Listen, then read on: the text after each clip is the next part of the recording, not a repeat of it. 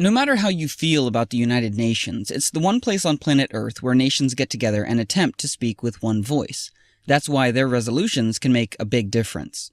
So when people all around the world see that approximately 40% of the UN Human Rights Council resolutions were against just one country, most of us would assume that country must be a really bad place. Perhaps ruled by, say, a genocidal dictator who kills his own people, or maybe a tyrant continually threatening to annihilate another country.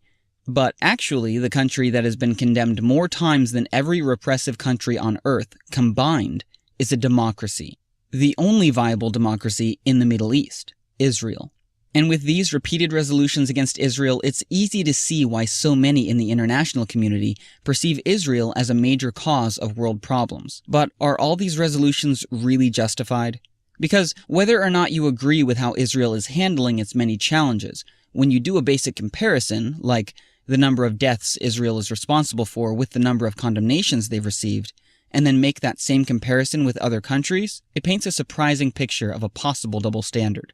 What could explain the enormous imbalance? Quick history lesson. In 1975, Cuba needed to gather support in order to take down the biggest democratic superpower dominating the global schoolyard, the United States. Seeing how the UN was mostly controlled by the democratic superpowers, Cuba, along with other communist nations, finally found a way to even the playing field, because it just so happened that, at the same time, a number of Muslim countries were looking for new, creative ways to gang up on Israel.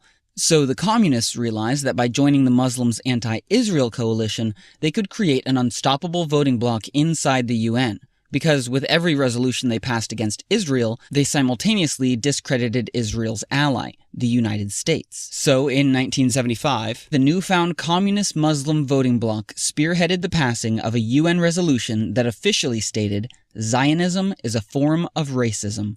Yes, Zionism, the movement trying to find ways to protect Jews from racism, was redefined as racism, which is kind of like saying the civil rights movement is racism and Martin Luther King is a racist. This is why resolution after resolution after resolution against Israel from 1975 until this day easily passes through the UN. But today, this movement has a new tool for attacking Israel as the cause of all our problems.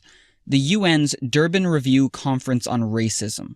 Durban is charged with finding the real root of racism, and at the last conference, keynote speaker and human rights best friend Mahmoud Ahmadinejad, the guy who openly called for Israel's annihilation, revealed that Zionism is not only racist, but the true root of racism throughout the world. And what has history taught us about what tends to happen when one ethnic group is believed to be the hidden root to all the world's problems? What is happening at Durban is catastrophic, not only for Jews, but for the whole world. And it's growing, spreading, and gaining credibility through Durban.